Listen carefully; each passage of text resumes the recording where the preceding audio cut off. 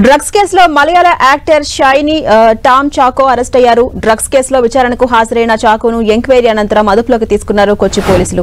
NDPS చట్టం కింద shine Tom చాకోను arrest చేశారు. నాని దసరా సినిమాలో విలన్ గా నటించిన చాకో అత్యాచార యత్నం ఆరోపణలు కూడా ఎదుర్కొంటున్నాడు.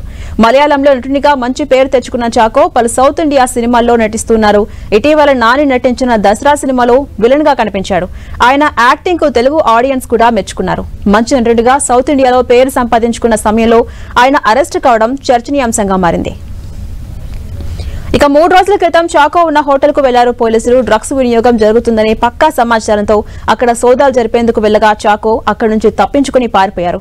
ఆ దృశ్యాలు హోటల్ సీసీటీవీ కెమెరాలో రికార్డ్ అయ్యాయి.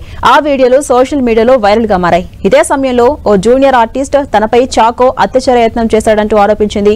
ఆ సమయంలో ఆయన డ్రగ్స్ తీసుకున్నారని చెప్పడం సంచలనంగా మారింది. అయితే తర్వాత రోజే ఆమె తన కంప్లైంట్ ను వెనక్కి తీసుకుంటున్నట్టుగా చెప్పడం ఆ ఇష్యూ సద్దుమణిగిందని అనుకుంటున్న సమయంలో డ్రగ్స్ కేసులో చాకో అరెస్ట్ అయ్యాడు.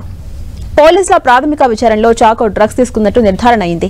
ఆయన్ను అదుపులోకి తీసుకున్న పోలీసులు ఎర్నాకుళం హాస్పిటల్లో వైద్య పరీక్షలకు తీసుకెళ్లారు. ఆయన గోలు వెంట్రుకలను సేకరించి ల్యాబ్ కు పంపించారు. ఇక చాకో సజీర్ అనే డ్రగ్ ఫెడ్లర్ నుంచి మత్తు పదార్థాలు కొనుగోలు చేసినట్టుగా పోలీసులు గుర్తించారు. వారిద్దరి మధ్య చాటింగ్, డిజిటల్ లావాదేవీలపై ఆరా తీస్తున్నారు. పరారీలో ఉన్న నజీర్ గురించి ప్రత్యేక బృందాలతో గాలిస్తున్నారు. ఇక చాకోతో పాటు ఇండస్ట్రీకి చెందిన ఎవరెవరు డ్రగ్స్ వినియోగించారు, ఇందులో ఇంకా ఎవరి ఇన్వాల్వ్మెంట్ ఉంది అనే కోణంలో పోలీసులు దర్యాప్తు చేస్తున్నారు.